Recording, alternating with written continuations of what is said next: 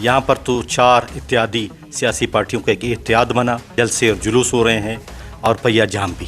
इस हवाले से हम आए हैं नेशनल पार्टी के सरबराह डॉक्टर अब्दुल मालिक बलोच साहब के सियासी कारकुन सालों साल मेहनत करते हैं, अवाम को जोड़ने की कोशिश करते हैं, उनको शऊर देते हैं, आगाही देते हैं। कौन से ताकतें हैं कि जो ये नहीं चाहते कि यहाँ जमहूरियत पले फूले? जुडिशरी भी कंप्रोमाइज हो जाता है, मीडिया भी कंप्रोमाइज हो जाता है, तो एक आम सियासी कारकुन को अपनी आवाज़ कहाँ पे ले जाए? बलोच परस्त पार्टियाँ हैं, एक तो इनमें इत्तेफाक नहीं है, दूसरी के जो अलहदगी पसंद हैं उन्होंने कहा कि इलेक्शन में बलोच हिस्सा ना ले। यकीन करें कि ऐसे ऐसे पोलिंग स्टेशन रहे हैं जो रात को 1 बजे तक खुले रहे, उसमें आखिर लोग थे ना। बदकिस्मती ये हुआ है कि वोट किसी और को मिला है और रिजल्ट किसी और का निकला है।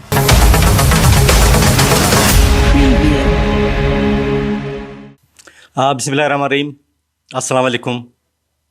अलबुर्ज टीवी के साथ कयूम बेदार आपकी खिदमत में, और आज फिर हमारा एक सियासी प्रोग्राम है और इलेक्शन 2024 के हवाले से। ये इलेक्शन मुतनाज़ है, हर जगह हम देख रहे हैं कि इस इलेक्शन के ख़िलाफ़ बातें हो रही हैं, वजूहात क्या हैं। और बलूचिस्तान में यहाँ पर तो 4 इत्यादि सियासी पार्टियों का एक इत्तेहाद बना, जलसे और जुलूस हो रहे हैं और पहिया जाम भी। वजूहात क्या है, इस हवाले से हम आए हैं नेशनल पार्टी के सरबराह साबिक वज़ीर आला डॉक्टर अब्दुल मालिक बलोच साहब के। डॉक्टर साहब, हम आपको खुशामदीद कहते हैं अपने प्रोग्राम में। मेहरबानी जी, मैं अभी टीवी को वशत करता हूँ। सर, ये धरना, ये मुतनाज़ा इलेक्शन और ये रिज़ल्ट, क्या सिलसिले, वजूहात क्या है? तो जहाँ तक देखें, सियासी कारकुन सालों साल मेहनत करते हैं, अवाम को जोड़ने की कोशिश करते हैं, उनको शऊर देते हैं, आगाही देते हैं, इस वजह से कि वो समाज में तब्दीली लाएं। नेशनल पार्टी समाजी तब्दीली का काहिल है, सियासत बराए सियासत का काहिल नहीं है। ना हम कोई पैसा कमाने के लिए सियासत करते हैं, हम तो अवाम समाज में तब्दीली लाने के लिए करते हैं। लेकिन बदकिस्मती इस मुल्क का है कि इस यहाँ के हुक्मरान जो हैं, ख़ास तौर पर इस्टेब्लिशमेंट, वो अवाम की मैंडेट की एहतराम करता ही नहीं है। शुरू से कभी कम कभी ज़्यादा। इस दफ़ा हमारा सबसे बड़ा नारा था कि बलूचिस्तान के अवाम को वोट का हक दो। इसके लिए हमने काफ़ी ख्वारी की, रिस्क लिया, हम पे हमले हुए, लेकिन हमने कोई परवाह नहीं की। तो मैं समझता हूँ कि यहाँ जमहूरियत को आमिरियत में तब्दील किया गया है। बज़ाहिर जमहूरियत है, उसके जो है ना, उसको जो कोटेड किया गया है जमहूरियत का, बेसिकली जमहूरियत नहीं है, यहाँ आमिराना निज़ाम है। और यहाँ अवाम की बालादस्ती को, पार्लियामेंट की बालादस्ती को, अदल और इंसाफ को कोई बर्दाश्त करने के लिए तैयार नहीं है। बलूचिस्तान में इस दफ़ा जो इलेक्शंस हुए हैं वो इलेक्शन नहीं थे, बल्कि पहले किसी ज़माने में सेनेट के इलेक्शन में एक MPA बिकता था, बाद में वज़ीर आला, काबीना समेत बिकने लगे। अब तो ज़्यादातर असेंबली ही बिक गया है। तो मैं समझता हूँ कि ये तजुर्बे पाकिस्तान को अदम इस्तेकाम का शिकार बनाएंगे। वैसी पाकिस्तान सियासी, माशी और सकाफती क्राइसिस में है। ये जो धांधली और टप्पा मार इलेक्शन है, ये पाकिस्तान को मजीद जो है ना क्राइसिस में ले जा रहे हैं। डॉक्टर साहब, वो कौन से ताकतें हैं कि जो ये नहीं चाहते कि यहाँ जमहूरियत पले फूले?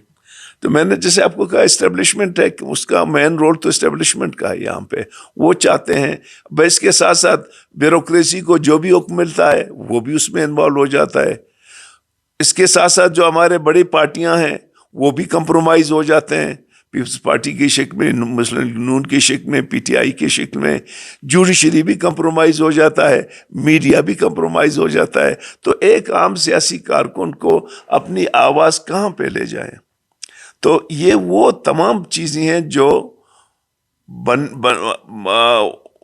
टप्पा मारी के सबब बने हैं, इसलिए कि लोग कंप्रोमाइज्ड हैं।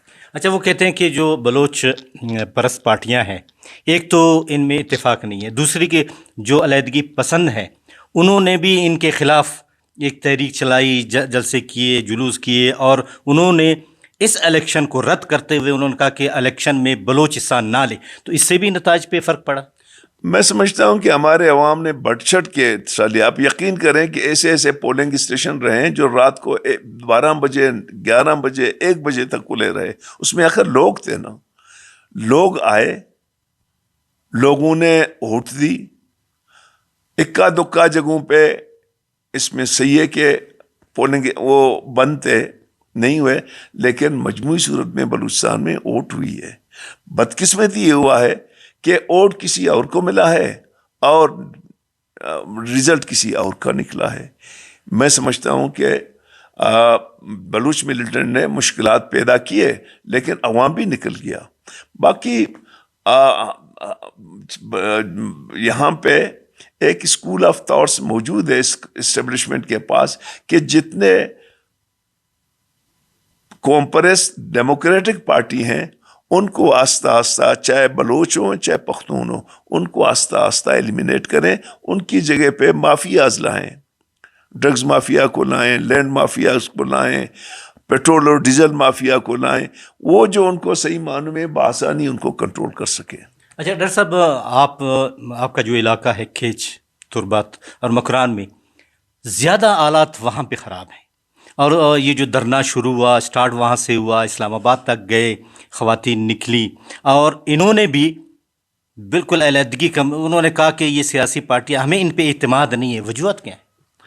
دیکھیں، یہاں پہ 2 اسکول آف تھاٹس ہیں شروع سے.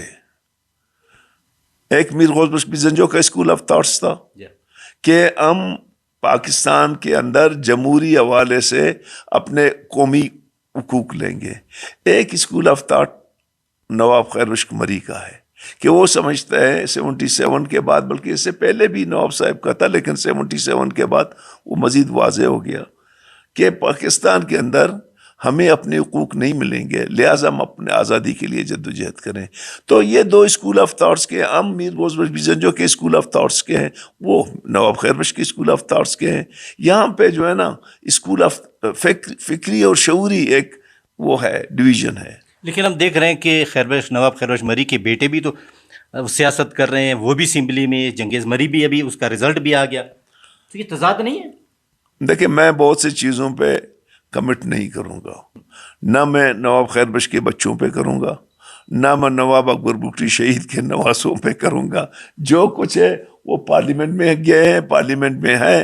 اور یہ جو ڈبل اسٹینڈرڈ ہے کہ جو رکھا گیا ہے کہ ایک جگہ پہ جو ہے نا بس چھوڑ دو، ایک جگہ والوں کو نہیں چھوڑو، یہ سوال ہمیں جو ہے نا ان سے پوچھنا چاہیے کہ بھائی یہ کیوں ہے.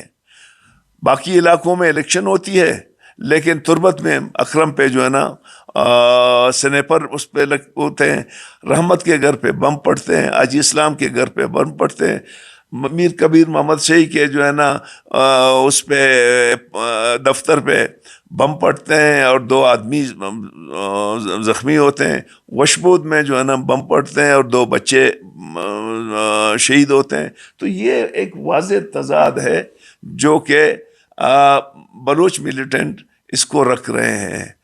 خاص طور پر نیشنل پارٹی کے بارے میں ان کا یہ، جتنے آپ دیکھیں نا کسی کے دفتر پہ وہ نہیں ہوا ہے.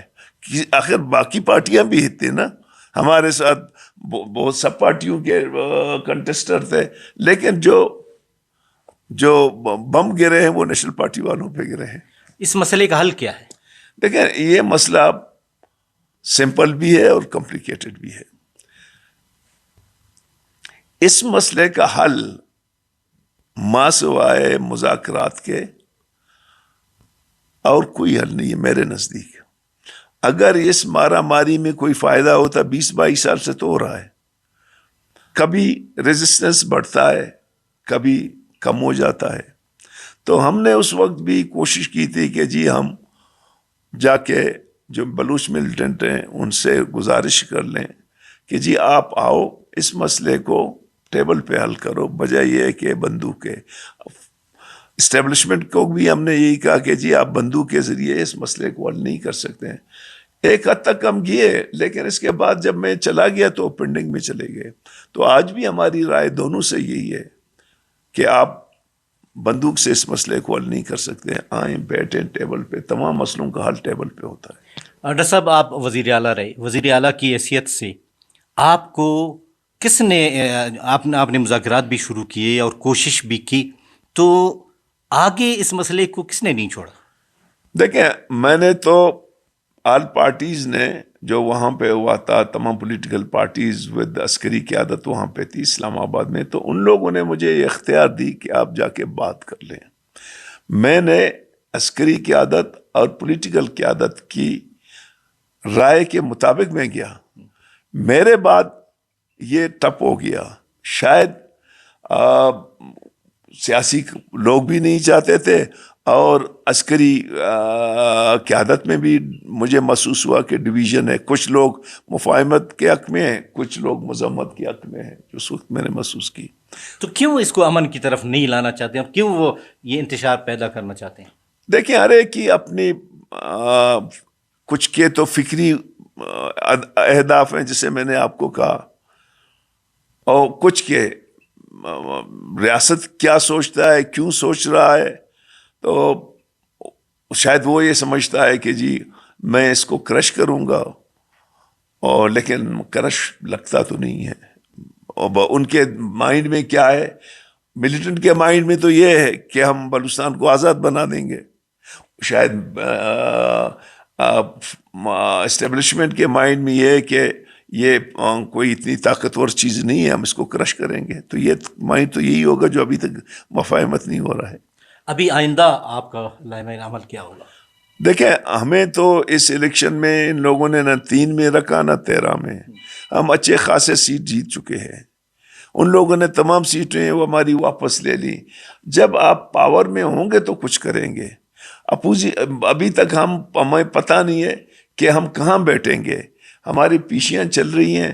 پیشیوں میں جو رزلٹ آئے گا اس کے بعد ہماری سینٹرل کمیٹی ہوگی, اور سینٹرل کمیٹی کے بعد جو ہے نا پھر ہم یہ فیصلہ کریں گے. لیکن ہم جہاں کہیں رہیں, ہماری بیانیہ یہی ہے کہ اس مسئلے کا حل مذاکرات ہے.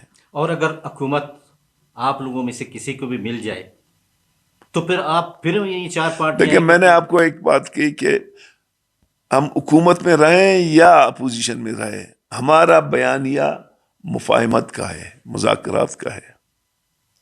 باقی وہ پارٹیاں تو اسمبلی میں نہیں ہیں, باقی پارٹیاں صوبائی میں نہیں ہیں, قومی میں ہیں.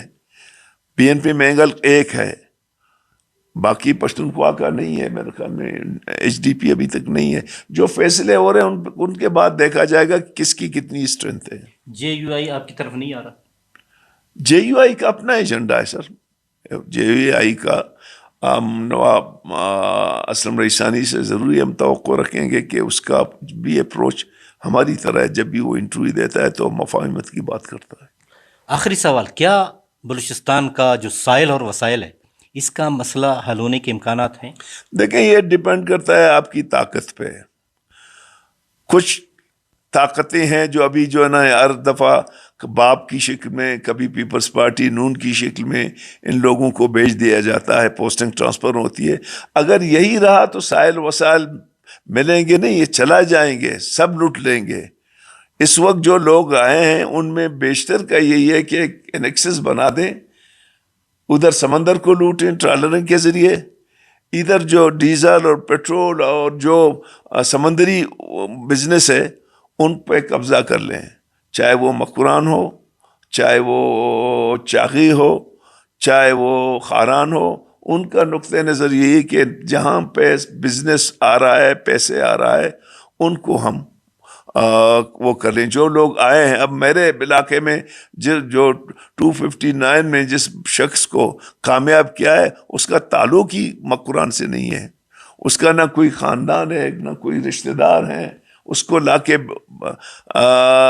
کامیاب کروایا. اس کا نقطۂ نظر یہ ہے کہ ہم ان تمام بزنسز کو وہ اپنے ہاتھوں میں رکھیں اور عام غریب لوگ کو جو ہے نا ان کو بھوکے مارتے ہیں.